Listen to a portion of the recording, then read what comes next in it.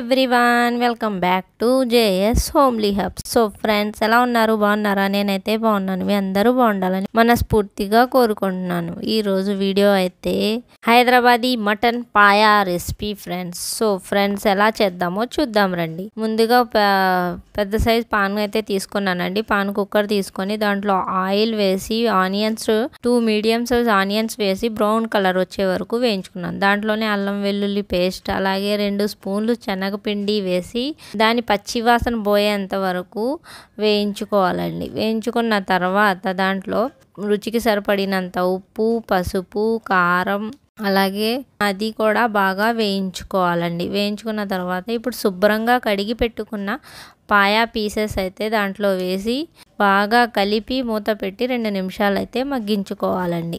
ఇలా శనగపిండి వేయడం వల్ల టేస్ట్ అయితే బాగోదు అనుకుంటారేమో ఫ్రెండ్స్. టేస్ట్ అయితే సూపర్గా ఉంటుందండి. ఇక్కడ హైదరాబాద్లో అయితే ఇలాగే చేస్తారు.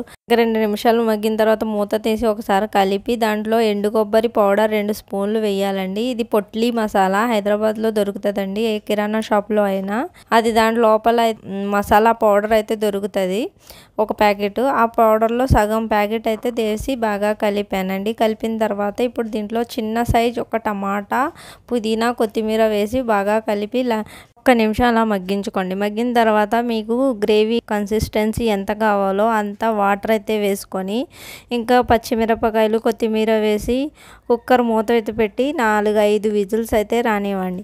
4-5 విజిల్స్ వచ్చిన తర్వాత కుక్కర్ ఓపెన్ చేసి ఉడికిందో లేదో ఒకసారి చూసుకొని మళ్ళీ కుక్కర్ విజిల్ అయితే పెట్టుకోండి. నాకైతే 4-5 విజిల్స్కే ఉడికిపోయిందండి. ఇంకా సర్వ్ చేసుకోవడమేనండి. ఇంకా వేరే బౌల్లో తీసుకొని ఇలా పైన సన్నంగా కట్ చేసిన అల్లం తురుము అయితే ఇలా వేసుకోండి. తినేటప్పుడు టేస్ట్ అయితే బాగుంటుంది. అలాగే కొత్తిమీర చల్లుకొని ఇంకా దీనికైతే కాంబినేషన్గా పులక, చపాతీ, జొన్న రొట్టి ఏదైనా సూపర్ కాంబినేషన్ అండి. వీడియో నచ్చితే లైక్ చేయండి, షేర్ చేయండి. మీదైన జేఎస్ హోమ్లీ హబ్ ఛానల్ని సబ్స్క్రైబ్ చేయండి. ఇలాంటి మంచి వీడియోస్తో మళ్ళీ కలుద్దాం. Bye bye friends.